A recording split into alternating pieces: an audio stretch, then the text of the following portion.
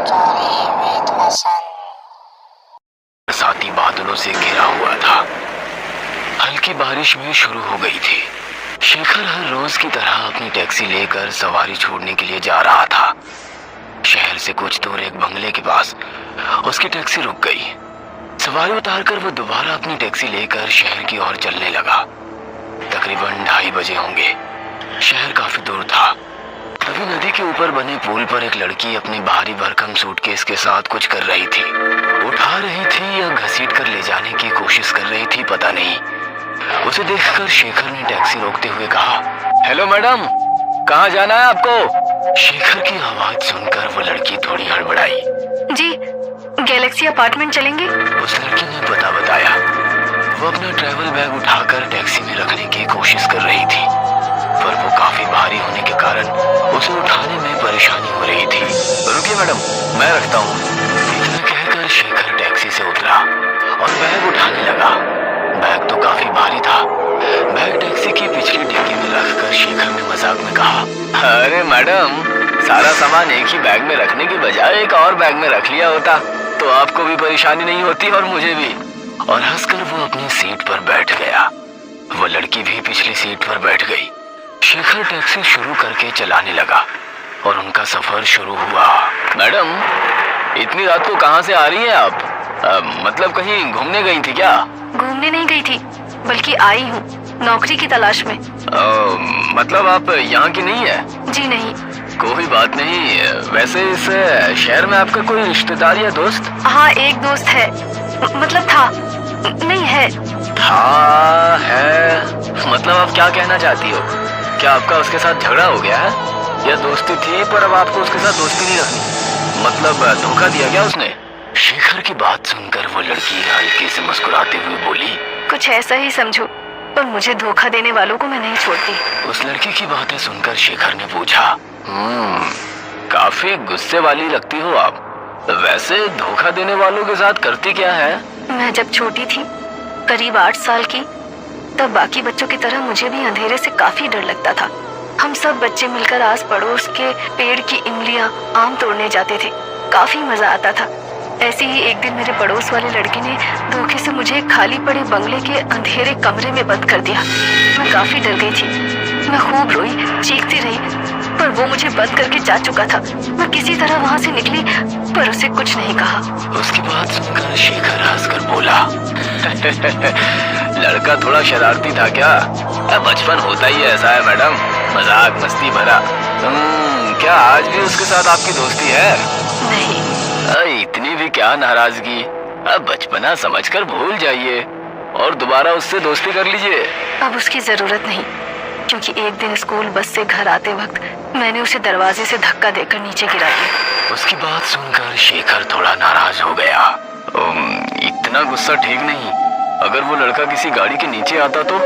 शेखर की बात सुनकर वो लड़की गुस्से आवाज में बोली, सही कहा, उसी में वो लड़का मार गया। इतना कहकर वो ठहाका मारकर हंसने लगी, पर उसकी अजीब बात सुनकर शेखर का दिल घबरा गया था और गुस्सा भी आने लगा। अब एक अजीब गंभीर सा माहौल बन गया था। शेखर बिना कुछ बोले चुपचाप गाड़ी चला रहा था, तो वो लड़की सामने वाले आईने से लगातार शेखर को घूरे जा रही थी। तुम्हें डर तो नहीं लग रहा? सन्नाटे को चीरती उस लड़की की आवाज सुनकर शेखर थोड़ा हड़बड़ा गया। डर? किस बात का डर? भला मैं क्यों डरने लगा? सही कहा, तुम्हें डर क्यों लगेगा? वो भी एक लड़की से। एक कमजोर अकेली लड़की तुम्हारा क्या उखाड़ सकती है? उस लड़की की वो बात सुनकर शेखर चुप रहा। अब उस लड़की की वो बातें शेखर का सर दर्द कर रही थी। शेखर की खामोशी देख दोबारा उसने कहा, सही कहा ना मैंने? तुम यही सोच रहे हो ना? रात के 2 बजने को है, काली रात, सुनसान सड़क, आसपास न कोई मदद के लिए आने वाला, और ऐसे में एक अकेली कमजोर लड़की तुम्हारा क्या बिगाड़ेगी? शेखर खामोश रहा। वो बात बढ़ाना नहीं चाहता था। उसकी खामोशी देखकर उस लड़की ने आईने में शेखर की तरफ देखते हुए कहा, उसे भी यही लगा था। ना चाहते हुए भी शेखर ने उसे पूछा, उसे किसे? वही मेरा दोस्त, जिसके भरोसे में इतनी दूर नौकरी के लिए आई थी। बेचारे ने सोचा था एक अकेली कमजोर लड़की है, वो भी अनजान शहर, ना कोई पहचान वाला ना कोई पूछने वाला, मेरा क्या बिगाड़ लेगी, उसके साथ कुछ भी कर लेता हूँ। लेकिन इतना कहकर वो धीरे से मुस्कुराई और चुप होकर टैक्सी की आधी खुली खिड़की से बाहर रात के अंधेरे में डूबे और सुनसान इलाके को देखने लगी। टैक्सी के अंदर लगे शीशे से उस लड़की को देखते हुए शेखर सोचने लगा, मुझे तो ये लड़की पागल लगती है। अपने दोस्त का क्या किया होगा इसने? मार डाला होगा। इतनी भारी सूटकेस में क्या लेकर जा रही है? कहीं अपने दोस्त को मारकर उसकी लाश को तो नहीं ले जा रही? अब समझ में आ गया। ये नदी के पुल पर ये भारी भरकम बैग नीचे फेंकने के लिए खड़ी थी। गलती से मेरी नजर इस पर पड़ी और इसका प्लान फेल हो गया। कर रहा है इसे सीधे पुलिस स्टेशन लेकर जाऊं, पर ये इतनी शातिर लग रही है कि उस दोस्त के खून के इल्जाम में कहीं मुझे न फंसा दे। शेखर का परेशान चेहरा देखकर वो बोली, कुछ परेशान लग रहे हो, पर तुम्हें डरने की जरूरत नहीं। इतना कहकर वो उस आईने से शेखर को उतारने लगी। चलो, मेरा अपार्टमेंट आ गया, यहाँ से आगे वाले गेट से अंदर लो। उस लड़की की आवाज सुनकर शेखर होश में आ गया। सामने एक अपार्टमेंट थी। थोड़ी पुरानी होने के बावजूद कुछ कुछ कमरों में लोग रह रहे थे। गेट पर कोई वॉचमैन नहीं था और गेट भी आधा टूटा हुआ था।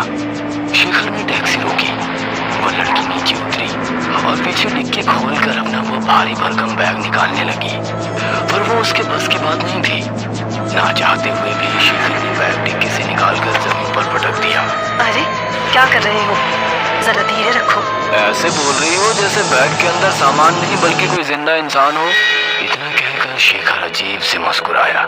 शेखर की तरफ थोड़ा नाराज होकर देखा और बोली, मेरे मोबाइल की बैटरी खत्म हो गई है, जरा आपका मोबाइल देंगे? उस लड़की ने बड़ी सरलता से मोबाइल मांगा। अब ना चाहते हुए शेखर ने उसे अपना मोबाइल देकर टैक्सी में बैठ गया। कुछ कदम दूर जाकर पता नहीं वो किसके साथ बात कर रही थी। बात खत्म हो गई और वो चलते चलते शेखर के पास आ गई। आपका बहुत बहुत शुक्रिया। एक और मदद करेंगे? जी कहिए। मेरे रूममेट फोन नहीं उठा रहे और इतना भारी बैग मैं तीसरी मंजिल तक नहीं ले जा सकती। शेखर के पास कोई और चारा ना था। वो भारी भरकम बैग लेकर एक मंजिला तय करते हुए तीसरी मंजिल तक पहुंचा। वह लड़की एक कमरे के पास रुक गई। शेखर भी बैग दरवाजे के पास रखकर कुछ दूर खड़ा हो गया। उस लड़की ने बेल बजाई कि तभी शेखर ने देखा कि सीढ़ियां चढ़ते हुए एक इंस्पेक्टर और 2 कांस्टेबल उसकी तरफ आ रहे हैं। शेखर अब पूरी तरह से उस लड़की के जाल में फंस चुका था। पुलिस को आता देख दरवाजे के पास खड़ी वो लड़की मन ही मन मुस्कुरा रही थी।